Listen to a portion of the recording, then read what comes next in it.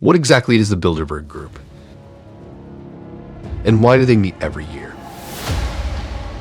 What do they discuss? And why the secrecy? Do they plan to take over the world?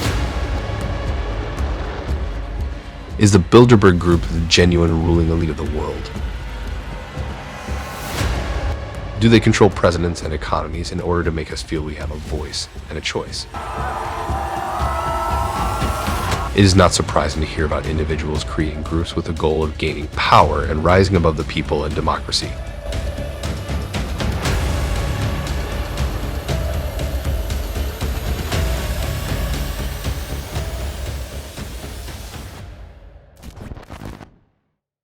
However, many individuals believe that the Bilderberg Group is the world's board of directors.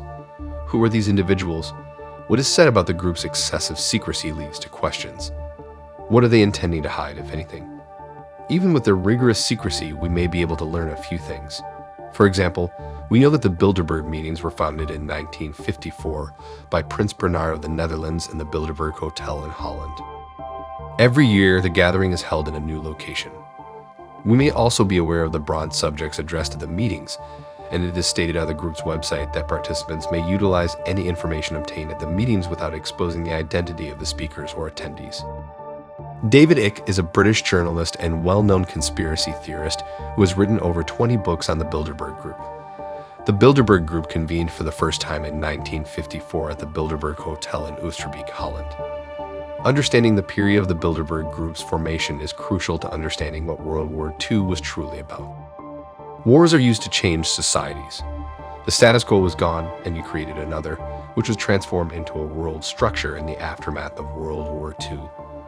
That is when globalization really began to take off, and the Bilderberg Group was formed in 1954 as part of a coordinating approach amongst different countries to generate a single push in a desired direction.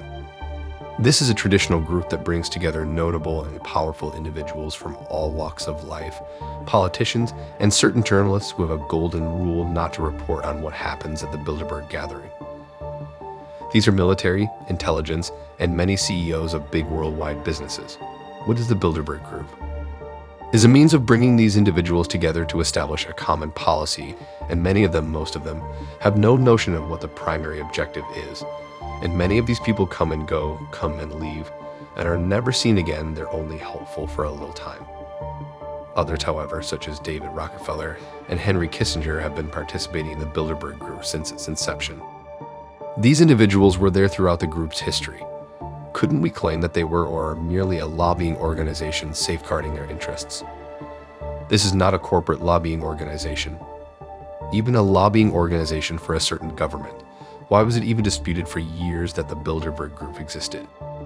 They are a global elite that would drive human civilization toward a worldwide tyranny that would have made George Orwell cringe. The question is whether they are a hidden society or a private one. According to what has been reported about the group, they are definitely amazing in their breadth and force. However, there are other significant organizations that meet on a regular basis, such as the G7 and the G20. The main distinction is that these meetings are not kept secret, if the Bilderberg Group is the world's shadow government. So, are they doing a bad job, or are they obtaining precisely what they want?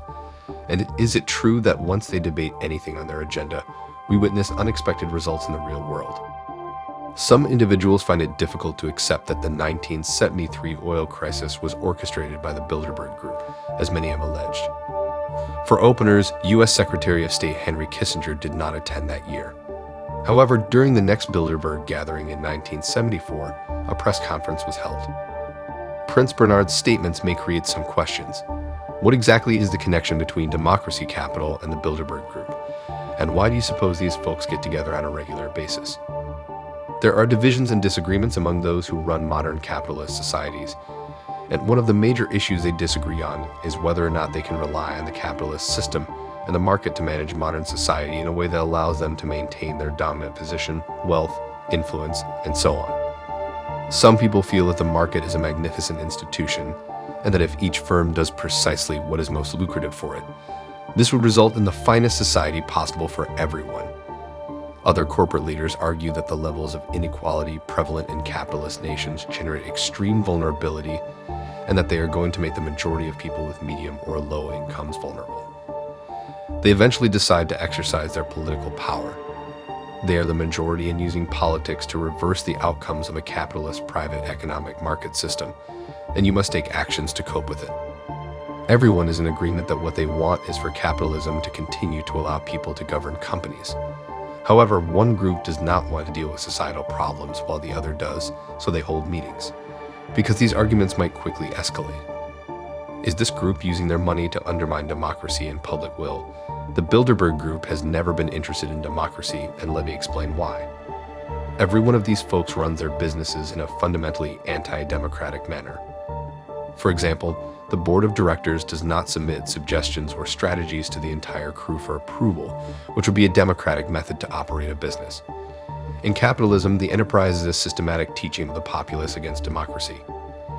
If you work 5 days a week from 9 a.m. to 5 p.m. at your factory or office, you are in an atmosphere that educates you to accept commands from those in the hierarchy above you. There is no democratic oversight. We all talk about a democracy that doesn't exist, and part of that discussion is a form of compensation for the fact that it doesn't exist. We got rid of monarchs 300 years ago, but the kings did not disappear. They were cunning. They entered the capitalist firm and changed their name to CEO. Are these organizations think tanks, or are they the largest capitalist lobby ever? Because thinking is not their strong suit, I prefer the lobby. They recruit individuals to perform their thinking for them. These folks are managers because that's what they've been taught. To manage, they must determine who they can rely on for technical expertise of this or that. As a result, they bring in critics of the system. They want to know how critics see all of this, and critics always have an ambiguous sense, asking, who am I helping here? These are my people. Is there any way to avoid this? When these systems are at their peak, they are extremely strong.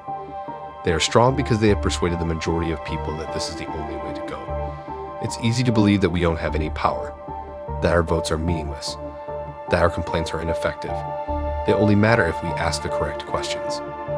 That's all for now, guys.